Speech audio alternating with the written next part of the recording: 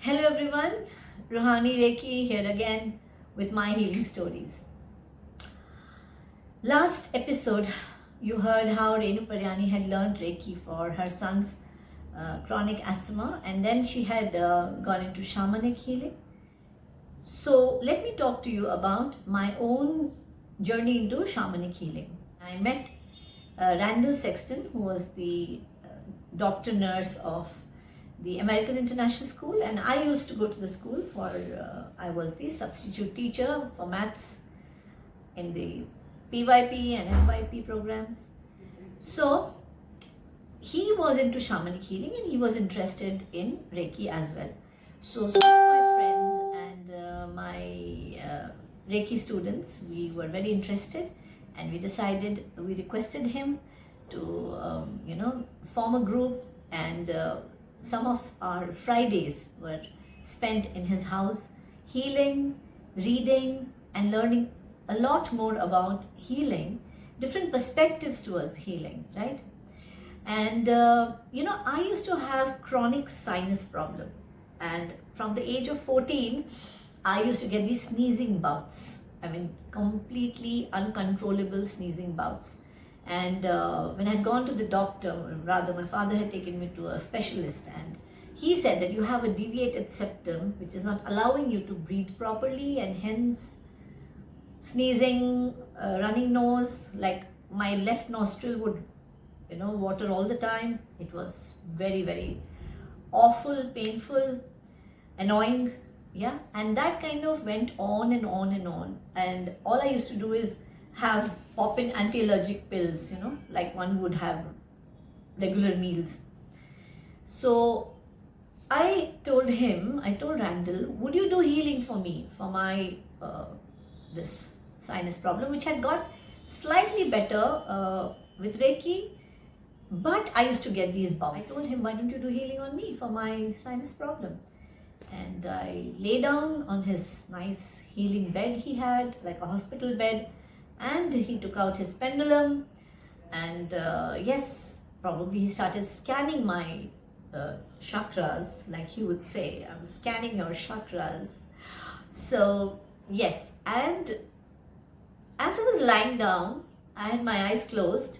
I don't know, something happened. I just went into a semi meditative or a semi conscious mode, and I started having these visions of that something is there.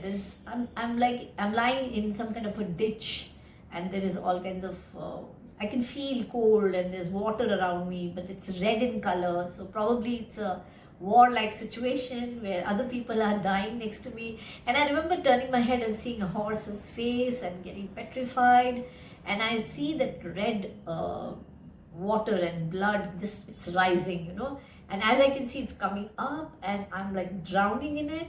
And in that state of mind, I started like writhing and making noises and trying to breathe, like gasping for breath. And my other friends who were watching, they got a little like worried, and they wanted to wake me up, but I think they were advised to just leave me alone. And as I just kept lying there feeling that I'm drowning out, and then in the next instant, in my vision, I was like in a space.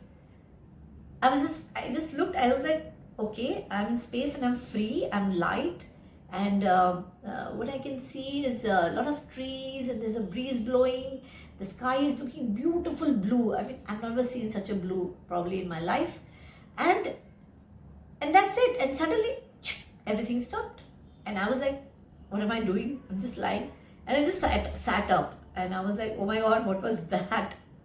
I mean, what happened over there? And I don't know, I had a strange tingling sensation all over my this part and this part. So okay, so it happened, and then of course Randall helped me to interpret whatever I had seen.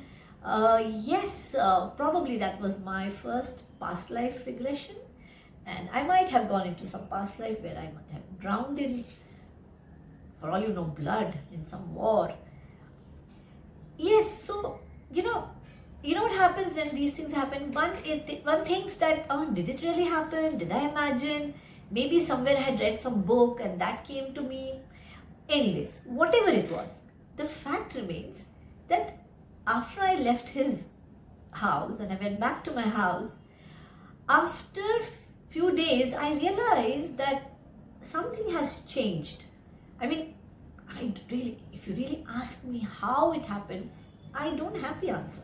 Okay, I don't have the answer. And remember, like I had put my disclaimer, at no point I'm saying that other healing modes or therapies and hospitals and doctors are not to be gone to, or I'm not saying that. I'm just saying that I had a chronic problem from the age of 14, and when this happened, I was probably 38, right? So can you imagine more than 20 years of suffering? And yes, I was advised operation, I was advised all kinds of other things, but that operation really petrified me, and I was like, I'm not getting operated upon. And something changed, and I realized I was breathing better, my sneezing bouts reduced. Yeah. And then of course it's a different story as to how finally my sinus problem got completely healed, right?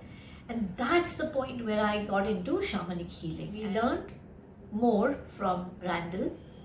He had a collection of some 2,000 books on medicines, healing, therapies, reflexology, you name it, and he had the book. And he gave me some fine books to read.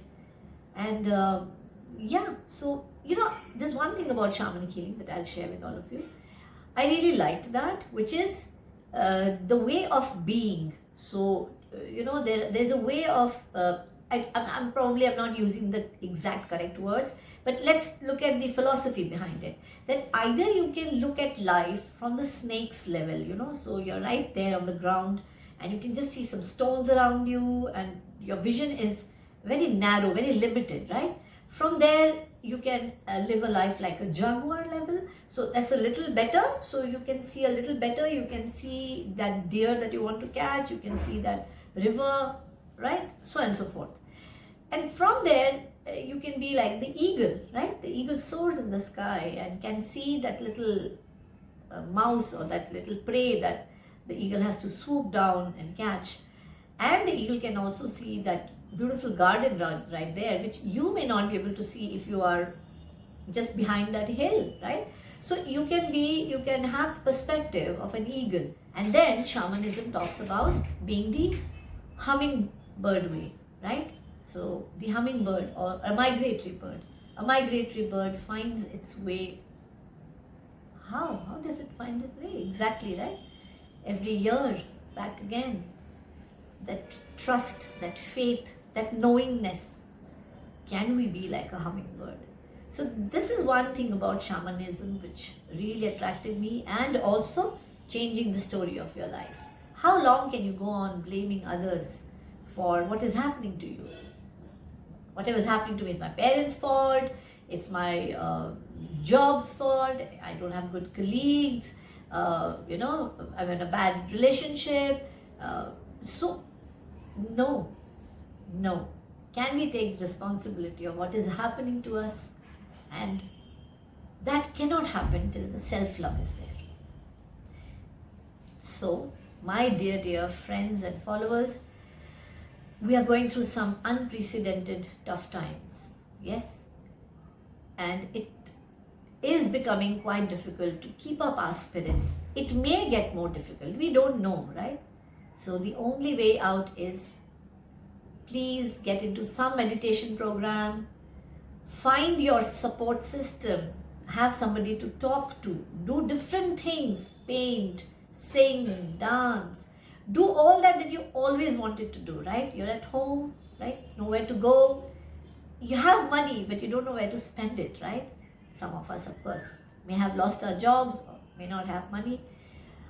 But that's it. Be in the moment. Be thankful. Be grateful.